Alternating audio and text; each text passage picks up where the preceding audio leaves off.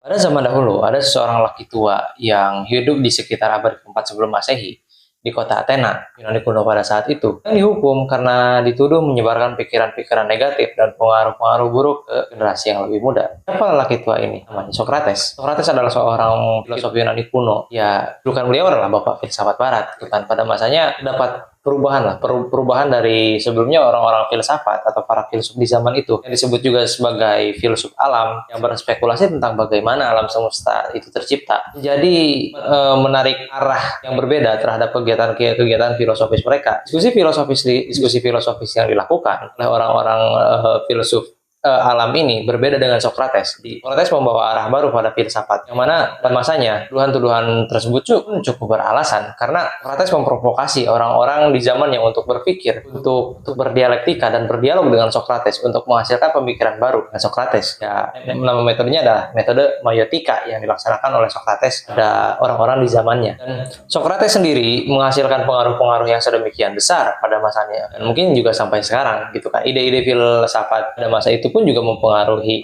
ide-ide yang datang setelahnya, ide-ide yang datang setelah Socrates ada dan menghasilkan pengaruh. Pengaruh-pengaruh tersebut bisa kita lihat lewat karya-karyanya Plato, muridnya Socrates, yang mana Socrates nggak menulis buku. Socrates tidak meninggalkan catatan apapun. Kita mengenal Socrates lewat Plato, teks yang Plato buat dalam dialog-dialog. Jadinya apapun yang misalkan saya bicarakan atau siapapun orang filsafat membicarakan Socrates pasti otoritatif dan kembali lagi ke teks-teksnya Plato. Nah, satu hal yang ingin saya bahas dari bukunya Socrates dan ya lewat karyanya Plato tentunya, yang berjudul Apologi, yang mana dalam buku ini itu dibahas pembelaan Socrates terhadap tuduhan-tuduhan orang sofis terhadap Socrates.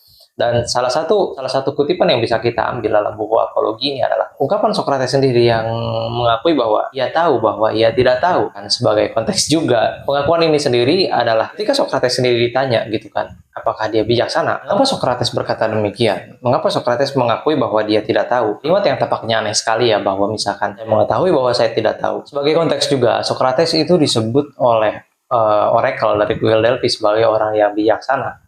Padahal Socrates sendiri mengaku bahwa bahkan saya tahu bahwa saya tidak tahu gitu kan. Sebetulnya ini adalah ironi gitu kan, ketika Socrates sendiri ditunjuk sebagai orang yang bijaksana, justru dia berendah hati dengan mengatakan bahwa dia tidak berpengetahuan itu. Dia tidak memiliki derajat pengetahuan tertentu sampai dia mengklaim bahwa dia lebih bijaksana atau dia lebih tahu dibanding orang-orang. Justru itu poinnya. Kebijaksanaan sendiri bukan suatu hal yang diakui oleh diri pribadi kita sendiri, tapi merupakan kesadaran diri bahwa kita harus bijaksana dan membatasi diri dari apa yang kita bicarakan karena kita menyikapi segala sesuatu. Juga sebagai konteks yang lain bahwa di zaman Socrates itu sendiri ada orang-orang sofis atau kaum sofis. Kaum sofis sendiri ini bukan kaum yang memiliki ciri yang sama dengan para filosof, misalkan dengan atau gengnya gitu kan, terus juga Socrates. Mereka adalah kelompok terpisah. Yang ironisnya juga, sofis sendiri adalah orang-orang bijaksana. Tetapi sungguhkah mereka bijaksana? Sungguhkah mereka benar-benar mempraktikkan kebijaksanaan itu sendiri gitu ya? Meskipun pekerjaan inti seorang sofis adalah menjadi seorang yang profesional untuk mengajarkan orang-orang Athena pada saat itu untuk bisa berpolitik, untuk bisa berretorika dan menghasilkan peran politik mereka. Dan orang sofis sendiri itu adalah orang-orang yang dibayar untuk melatih orang-orang Athena pada saat itu, yang punya duit tentunya, untuk bisa berpolitik lewat cara-cara mereka berretorika untuk mempengaruhi penguasa pada saat itu. Orang sofis ini sendiri diantaranya adalah Gorgias, Pythagoras, terus dan lain-lain gitu kan. Mereka banyak lah, bukan cuma ada satu tokoh sentral yang sangat berpengaruh. Jadi dari mereka sendiri adalah mereka punya pikiran bahwa human is a measure of all things. Ya, manusia adalah ukuran untuk segala sesuatu, yang artinya bahkan mungkin tidak ada kebenaran. Tidak ada hal yang misalkan bisa kita sepakati sebagai nilai yang benar, nilai yang baik. Karena kita sebagai manusia punya nilai masing-masing. Ya mungkin bisa aja kita punya nilai masing-masing. Tetapi apakah nilai masing-masing kita bertentangan dengan yang lain? Dengan nilai yang lain juga kan tidak selalu bertentangan. Kita juga bisa punya prinsip yang sama untuk kita pegang. Mungkin kita punya prinsip bahwa tidak boleh membunuh orang lain gitu kan. Yang mana sebagai konteks, ya setiap orang pun bisa mencapai nilai yang sama gitu kan. Kita bisa sama-sama punya derajat persetujuan yang sama dengan orang lain ketika kita setuju bahwa membunuh orang lain sembarangan itu tidak boleh. Tapi sungguhkah juga demikian bahwa kita itu benar-benar ukuran untuk diri kita pribadi gitu kan, ukuran untuk segala sesuatu yang misalkan bisa kita nilai, bahkan moral kita pribadi gitu. Dan kecenderungan orang-orang sofis juga adalah mereka bisa menjawab segala sesuatu, bukan bisa ya, tapi mereka berani menjawab segala sesuatu. Mereka ketika mereka ditanya terhadap segala perkara, mereka berkata iya, dan mereka berkata apapun yang mereka ketahui, tapi juga sungguh demikian gitu. Soalannya adalah pada saat itu gitu kan, tidak ada sumber pengetahuan yang betul-betul verifikatif gitu kan. Tidak ada sumber pengetahuan yang terlembaga yang bisa mengkoreksi dirinya sendiri misalkan. Ketika ada cacat, ketika ada salah, mungkin juga tidak ada hal yang seperti itu. Ketika di zaman sekarang mungkin ketika ada satu klaim tertentu, misalkan saya mengeluarkan satu klaim tertentu nih, banyak orang yang bisa mengkritik saya, gitu kan. Banyak lembaga otoritatif yang bisa langsung membantah saya. Misalkan ketika saya menyebut bahwa manusia misalkan berasal dari buih di lautan, ada anjing yang bisa naik skateboard misalkan tanpa dilatih oleh manusia manapun. Misalkan. Klaim-klaim seperti ini mungkin juga bisa kita nilai, bisa kita kritik, bisa kita kritisi, karena mungkin juga ada temuan ilmiahnya, terus juga ada penelitian tertentu yang bisa membantah hal tersebut. Tetapi sungguhkah demikian juga berlaku di zaman itu, yang mana lembaga pengetahuan juga tidak se-advance itu, tidak secanggih itu sekarang gitu. Dan berkebalikan dengan Socrates, kaum sofis juga tidak bisa dalam tanda petik ya serendah hati itu untuk membatasi sampai taraf mana gitu kan mereka bisa berbicara tentang sesuatu hal yang mereka ketahui. Dan jangan-jangan juga ketika semakin banyak kata-kata yang saya ucapkan, kecenderungannya untuk mengungkapkan hal-hal yang keliru pun juga kan lebih besar begitu. Dan itu juga sejenis kebijaksanaan untuk tidak membicarakan apa yang tidak kita ketahui sama sekali.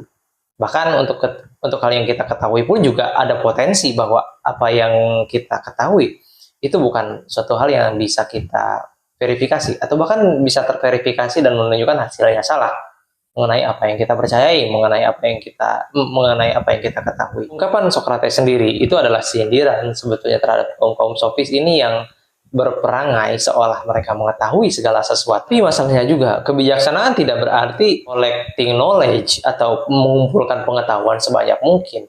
Kita bisa aja mengumpulkan banyak sekali pengetahuan, tapi apakah juga ada yang menjamin pengetahuan kita itu benar atau enggak? Dan permasalahannya adalah kita cenderung ingin percaya apa yang kita percaya alih-alih mengetahui apa yang sesungguhnya. Jadinya ketika kita mau mendapatkan pengetahuan yang kita maksud sebagai pengetahuan yang berharga, sungguhkah itu lepas dari bias gitu kan? Terutama karena orang sofis sendiri sudah yakin bahwa manusia itu menjadi ukuran atas segala sesuatunya. Jangan-jangan si ukurannya tadi memfilter semua jenis pengetahuan yang sebetulnya ketika kita ketahui itu dengan lebih baik, maka semakin bijaksana. Tetapi ya kebijaksanaan tidak sama dengan collecting pengetahuan gitu kan, seperti yang saya katakan tadi. Sekarang kita tarik ke konteks yang ya pada zaman ketika kita hidup saat ini. Apakah juga sikap seperti itu tepat untuk kita gunakan? Mari kita tarik ke konteks di mana kita hidup di zaman yang seperti ini. Di zaman di mana akses pengetahuan apapun yang kita ingin dapatkan itu bisa kita gampang untuk dapatkan. Bahkan ketika kita tidak menginginkan pengetahuan apapun juga, ketika kita scroll IG, ketika kita scroll TikTok, kita dapat banyak pengetahuan. Tapi juga kita nggak tahu pengetahuan mana yang benar. Tentunya ketika kita misalkan sudah mengetahui banyak pengetahuan ini, sungguhkah sikap bahwa kita tahu bahwa kita tidak tahu itu juga masih relevan dan cocok untuk kita gunakan saat sikap seperti ini? Apakah juga menunjukkan tanda kebijaksanaan saat ini? Jawabannya adalah iya dan tidak. Iya, kenapa? Karena bisa jadi apa yang kita dapatkan itu juga belum tentu benar. Apa yang misalkan disampaikan oleh influencer di luar sana, mungkin juga apa yang saya sampaikan saat ini jadi keliru. Untuk itulah siapapun juga yang misalkan berpengetahuan punya kewenangan otonom gitu kan untuk memverifikasi semua pengetahuannya yang ia dapat. Nah, tidak ada lembaga yang menjamin bahwa setiap pengetahuan yang kita dapatkan dari internet itu juga cukup benar. Karena siapapun juga di internet, bahkan yang tidak punya gelar pendidikan sekalipun bisa menyampaikan informasi tertentu. Dan kitalah sebagai individu yang berkesadaran atau yang terdidik setidaknya untuk bisa berpikir dan menilai secara kritis dan analitis untuk memilih jenis informasi mana yang bisa kita masukkan ke dalam kepala kita. Jadinya kita juga bisa menilai bahwa dengan sikap saya tahu bahwa saya tidak tahu pun itu tidak cukup. Kita tidak tahu tentang sesuatu, iya, itu sikap yang bijaksana sekali untuk kita akui bahwa mungkin misalkan sebagai seorang ahli pertanian yang misalkan nggak pernah tahu tentang bidang kedokteran, bidang medis, ini saya tidak berhak berbicara mengenai hal itu. Dan kalaupun saya berbicara, itu adalah pembicaraan yang juga bisa kita verifikasi bersama dan bukan pembicaraan yang sifatnya otoritatif bahwa misalkan saya mengeluarkan klaim tertentu misalkan mengenai temuan kesehatan terbaru, padahal sebetulnya tidak ada riset yang menunjukkan demikian. Persoalannya juga adalah semua orang punya akses informasi yang sama. Kita juga punya bias informasi bahwa kita pengen tahu aja apa yang kita pengen tahu alih-alih mengetahui hal yang sesungguhnya. Menjadi bijaksana di sini itu menjadi lebih sulit tantangannya. Apapun kita juga bisa membatasi diri bahwa kita ketahui lebih banyak dibanding hal yang kita ketahui pun juga nggak cukup. Iya, dalam konteks kita merasa bahwa kita tahu bahwa kita tidak tahu ketika berhadapan dengan hal yang sebetulnya tidak kita ketahui.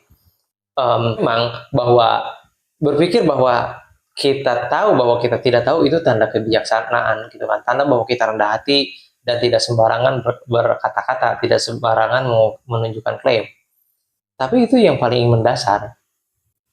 Yang paling mendasar ketika semua orang berada di taraf yang awam. Masalahnya ketika kita menjadi seseorang yang sebelumnya awam terhadap segala sesuatu dan tidak mengetahui mengenai hal-hal khusus tertentu dari bidang-bidang lain. Tapi ketika kita memiliki tanggung jawab atas pengetahuan yang kita punya. Misalkan saya sarjana pertanian, ya harus ngerti lah banyak tentang pertanian. Misalkan ketika orang bertanya gitu, alangkah ruginya saya gitu kan, atau misalkan alangkah tidak kompetennya saya ketika saya ditanya terhadap suatu hal yang berkaitan dengan bidang saya sendiri yang saya pelajari. Saya bilang tidak tahu. Konteks misalkan kita bekerja, kita adalah ketika orang lain sudah percaya pada kita, gitu kan, mempercayakan pekerjaan tertentu, mempercayakan mana yang harus kita kerjakan, kita juga nggak bisa sembarangan bilang nggak tahu. Nah, ini tugas kita sebagai manusia dinilai lewat kontribusi kita, lewat dari apapun yang kita kerjakan. Jika misalkan kita tidak bisa bertanggung jawab bahkan untuk hal yang kita kerjakan, maka alangkah ruginya kita, alangkah tidak bergunanya kita jika melakukan hal tersebut itu mengungkapkan bahwa saya nggak tahu. Justru seharusnya di taraf itu kita harus tahu bahwa kita tahu. Manusia sendiri dikenal lewat kontribusinya. Pekerjaan Anda ketika misalkan Anda melakukan pekerjaan dengan buruk, Anda tidak berusaha dengan baik, maka tidak tahu mengenai hal yang harus Anda kerjakan.